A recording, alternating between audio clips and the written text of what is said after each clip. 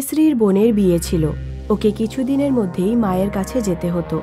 গুড্ডির বিয়ে, আর আমি এখনো স্যুট সেলাই করিনি। আজই স্যুট দর্জির কাছে দিয়ে আসবো। কেসরি গ্রামের দর্জির কাছে স্যুট দিতে গেল। আঙ্কেল, আপনি আমার স্যুট 3-4 দিনের মধ্যে সেলাই করবেন? না, উৎসবের মরশুম চলছে, এত তাড়াতাড়ি সেলাই করতে পারবো না। কেসরি গ্রামের যে টেলারের কাছেই গেল সবাই একই কথা বলল। আমি একই মুশকিলে পড়লাম, যদি স্যুট না সেলাই হয় আমি বিয়েতে কি পরবো? আর একটু খুঁজে দেখি যদি গ্রামের আশেপাশে কোনো দর্জি পাই। কেসরি দর্জি খুঁজতে খুঁজতে গ্রাম থেকে বেশ দূরে চলে যায়, একদম ফাঁকা জায়গায় যেখানে জঙ্গল শুরু হয়। ও একটা দর্জির দোকান দেখলো। ম্যাডাম আসুন, আপনি কি কিছু সেলাই করতে চান? হ্যাঁ, আমার স্যুট সেলাই করতে হবে। আমার এই স্যুটটা কি 3-4 দিনের মধ্যে পেয়ে যাব? 3-4 দিন অপেক্ষা করার কোনো দরকার নেই। আপনি আপনার স্যুট আজ রাত 12টায় পরেই নিতে পারবেন। বুঝতে পারলেন? আমি দিন রাত কাজ করি। কেসরি বাড়ি এসে চিন্তায় পড়ে যায়, কারণ ওই দোকানটা আগে কখনো দেখেনি। রাতে যখন ওর বর গৌরব বাড়ি ফেরে তখন ও গৌরবকে বলল, তুমি কি গ্রামের বাইরে জঙ্গলের দিকে কোনো দর্জির দোকান দেখেছো? আমি আজ আমার স্যুট ওখানে দিয়ে এসেছি। জঙ্গলের দিকে দর্জির দোকান? ওখানে তো আমি কোনো দোকান দেখিনি, হয়তো কোনো নতুন দোকান খুলেছে। গৌরব ঘরে গিয়ে শুয়ে পড়ে। কেসরি তার স্যুটের কথা ভাবছিল, ওর দর্জির কথা মনে পড়ল। আপনি আপনার স্যুট আজ রাত 12টার পরে এসেই নিয়ে যেতে পারবেন। আমি দিন রাত কাজ করি এখানে। কেসরি রাত 12টার পর গৌরবকে না বলেই একাই স্যুট নিতে চলে গেল। কেসরি যখন ওখানে পৌঁছলো তখনও দেখতে পেল ওখানে কোনো দোকান নেই। আমি কি সঠিক জায়গায় এসেছি? এখানে তো ছিল ওই দোকান। পেছন থেকে খুব ভয়ঙ্কর গলায় আওয়াজ আসলো, ম্যাডাম, আপনার স্যুট চাই না? কেসরি যখন পেছনে তাকালো তখন ওর মাথা ঘুরে গেল। ম্যাডাম, ওরা আমাকে মেরে ফেলবে। আমাকে আপনার বাড়ি নিয়ে চলুন। আপনার ঘরে আমাকে লুকোনোর জায়গা দিন ম্যাডাম। কেসরি ওখান থেকে কাউকে দেখতে পাচ্ছিল না। দর্জি কেসরির দিকে এগিয়ে আসছিল। আমার থেকে দূরে থাকো, বাঁচাও। কেসরি ওখান থেকে বাইরে আসে। তখন গরমকাল ছিল। দৌড়তে দৌড়তে ওর গলা শুকিয়ে এলো। কেসরি দেখলো দর্জি ওর পেছনে আসছে না। ও একটা কুয়োর কাছে থামে। কেসরি কুয়োতে বালতি ফেলে জল তুলতে চাইছিল, কিন্তু তখনই ওই দর্জিটা বেরিয়ে এলো কুয়ো থেকে। বাঁচাও! কেসরি বালতি ফেলে পালায় আর সোজা নিজের বাড়ি গিয়ে থামে। ও ঘরের দরজা ভেতর থেকে বন্ধ করে দেয় আর তালা দিয়ে দেয়। গৌরব জেগে ওঠে। কি হলো? তুমি এত ঘাবড়ে গেছো কেন? আর এই মেইন গেটে তালা কেন লাগিয়ে দিলে? এমনিতে তো তুমি আমি বললেও তালা লাগাও না। ওই দর্জি। কেসরি গৌরবকে সব কথা বলে। তোমার এত রাতে স্যুট নিতে যাওয়ার ঠিকই হয়নি। আর যেও না ওই দর্জির কাছে। কাল যখন আমি ডিউটি থেকে ফিরবো তখন আমার সাথে বাজারে যেও। আমি তোমাকে সেলাই করা স্যুট দেব। গৌরব পরের দিন ডিউটি চলে গেলে কেসরি আবার স্যুটের কথা ভাবতে থাকে। এত দামি স্যুটের কাপড় এমনি ছেড়ে দেব? কত পছন্দ করে কিনেছিলাম। কেসরি আবার ওই দোকানের দিকে যায়। যতই ওই দোকানের দিকে এগোচ্ছিল ততই আকাশে কালো মেঘ ভরে যাচ্ছিল। দোকানের কাছে পৌঁছতে পৌঁছতে রাত নেমে এলো দিনের বেলায়। কেসরি দেখলো দর্জি একজন মেয়ের মাপ নিচ্ছিল। কেসরি একটা গাছের আড়ালে দাঁড়িয়ে সব দেখতে থাকে। এটা তো আমার ননদ বৈশালী। মাপ নেওয়া হলো। আমি তোমার জন্য গাজরের হালুয়া নিয়ে এসেছি। বৈশালী দর্জিকে নিজের হাতে খাওয়ায়। তখনই গৌরব আর গৌরবের বাবা ওখানে আসে। দেখো বাবা, বৈশালী এই টেলারের সাথে চক্কর চলছে। গৌরব আর গৌরবের বাবা টেলার আর বৈশালীকে ছুরি দিয়ে মেরে ফেলে আর ওদের লাশ জঙ্গলে পুঁতে দেয়। কেসরি সব বুঝতে পারে। ও ছুটে ছুটে নিজের বাড়ি আসে। ও বিছানায় সেই স্যুটটা দেখতে পায় যেটা দর্জিকে সেলাই করতে দিয়েছিল। সন্ধেবেলায় যখন গৌরব বাড়ি ফেরে তখন কেসরিকে বলে, চলো স্যুট আনতে যাই। আমি সব জেনে গেছি। তোমার এক বোন ছিল বৈশালী, সে ওই দর্জিকে ভালোবাসতো, কিন্তু তুমি আর তোমার বাবা বদনামের ভয়ে ওদের দুজনকে খুন করেছো। আমি তোমার মতো বদ লোকের সঙ্গে সংসার করব না। যে সম্মানের নামে মানুষের প্রাণ দেয়। আমি বাপের বাড়ি যাচ্ছি, আমার ডিভোর্স চাই। আমাকে ছেড়ে যেও না কেশরী, কেশরী আমার কথা শোনো, আমাকে ছেড়ে যেও না। কেশরী গৌরবের কথা শোনে না আর ও গৌরবকে ছেড়ে চলে যায়।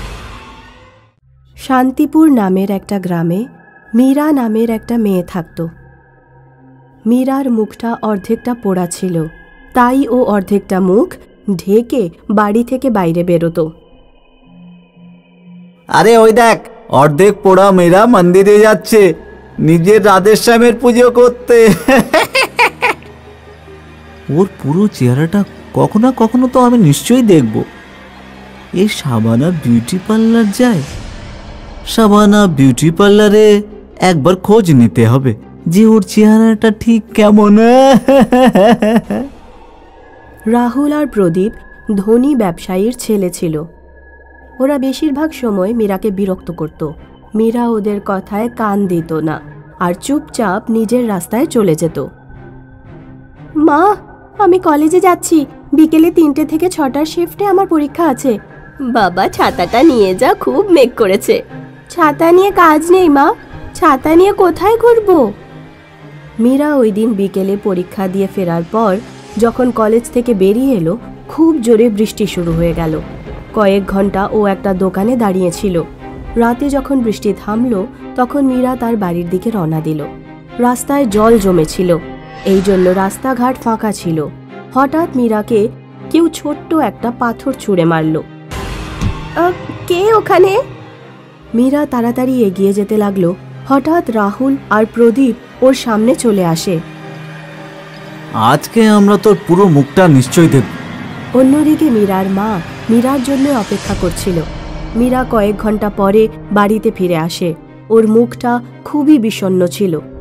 কি হয়েছে মা, এত দেরি হয়ে গেল কেন? মীরা কিছু বলল না, চুপচাপ নিজের ঘরের দিকে চলে গেল। ওদিকে রাহুল আর প্রদীপ অনেক রাত পর্যন্ত মদ খাচ্ছিল। এরকম ভয়ঙ্কর মুখ আমি কোনোদিন দেখিনি, ভবিষ্যতেও দেখবি না। হঠাৎ তখন কেউ দরজা ঠকঠক করল। এত রাতে কে এলো? রাহুল দরজাটা খোলে, কিন্তু দরজায় কেউ ছিল না। ওরা দরজা বন্ধ করে আবার সোফায় বসে পড়ে। মনে হয় কোনো বাচ্চা কাচ্চা হবে হয়তো। তখন আবার কেউ দরজায় ঠকঠক করে। এইবার আমি গিয়ে দেখছি। প্রদীপ দরজা খুলতে গেল। দরজায় মুখ ঢেকে আর হাতে মশাল নিয়ে একটা ভয়ঙ্কর পেতনি দাঁড়িয়েছিল। পেতনি হাতের থাবা দিয়ে প্রদীপের গলা চেপে ধরল আর মশাল দিয়ে ওর মুখ জ্বালিয়ে দিল। রাহুল দরজার সামনে এলো আর ও দেখল যে প্রদীপের চেহারা জ্বলছিল আর আশেপাশে কেউ ছিল না। কে ছিল? কে তোকে জ্বালিয়ে দিল? জানি না, একটা পেতনি ছিল এখানে। আমাকে তাড়াতাড়ি হসপিটালে নিয়ে চল, আমার মুখটা জ্বলে যাচ্ছে। রাহুল গাড়ি বার করে আর প্রদীপকে হাসপাতালে নিয়ে যায়। রাহুল দেখল যে রাস্তায় একজন মহিলা শুয়ে আছে। আরে কে শুয়ে আছো? ওঠো, আমার বন্ধুকে হসপিটালে নিয়ে যেতে হবে, দেরি হয়ে যাচ্ছে। শুয়ে থাকা মহিলার কোনো ভ্রুক্ষেপই ছিল না। রাহুল গাড়ি থেকে নেমে ওই মহিলার কাছে গেল। তখনই রাস্তার দুপাশ থেকে 4 জন পেতনি চলে আসে আর মহিলাটির শাড়িতে আগুন লাগিয়ে দেয়। মহিলাটি রাহুলের পেছনে দৌড়তে থাকে। আরে এ তো আমার পেছনে কেন পড়ে আছে? আমাকে ফেলে কোথায় যাচ্ছিস রাহুল? রাহুল দৌড়তে থাকে আর একটা গাছের পেছনে লুকিয়ে পড়ে।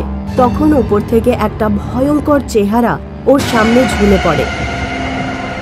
পেতনি রাহুলের চুলের মুঠি ধরে আর ওর মুখটা পুড়িয়ে দেয়।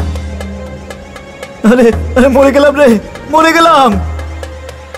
রাহুল গাড়ির দিকে দৌড়তে থাকে আর তাড়াতাড়ি গাড়ি চালিয়ে চলে যায়। পরের দিন প্রদীপের বাবা হাসপাতালে যায়।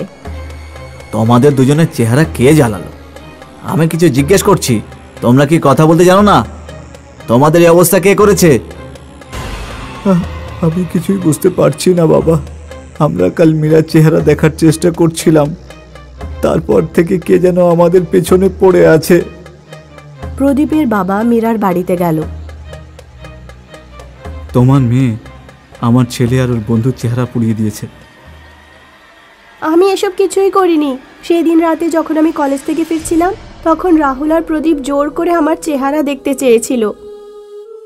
ওরা আমার ওড়না টানতে লাগলো। তখন আমি নিজেই চেহারা থেকে ওড়না সরিয়ে দিলাম আর আমার চেহারাটা ওদের দেখিয়ে দিলাম। আমি যেমন আছি তেমন ভালো আছি, আমাকে নিয়ে কোনো আফসোস নেই। যদি তুমি এরকম না করো তাহলে ওদের চেহারা কে পোড়ালো? আমি জানি না। প্রদীপের বাবা একজন তান্ত্রিককে ডাকে আর ওনাকে রাহুল আর প্রদীপের কাছে নিয়ে যায়। কোনো আত্মা ওদের দুজনের পিছু নিয়েছে, সাবধানে থাকতে হবে। হাসপাতাল থেকে রাহুল আর প্রদীপের ছুটি হয়ে যায় আর ওরা নিজের নিজের বাড়িতে ফিরে চলে আসে। প্রদীপ বাড়ি ফিরেই শুয়ে পড়ে। রাত 2টোর সময় ওর ঘুম ভেঙে যায়।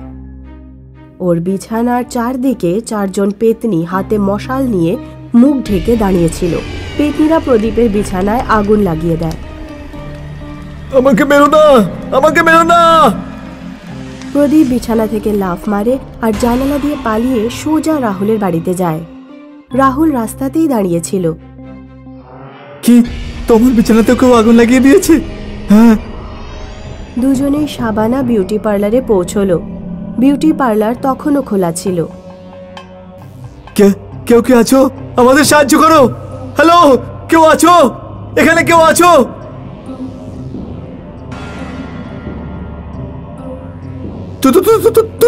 তুমি কে? আমি বৈশালী। 50 বছর ধরে আমার আত্মা এই গ্রামে ঘুরে বেড়াচ্ছে।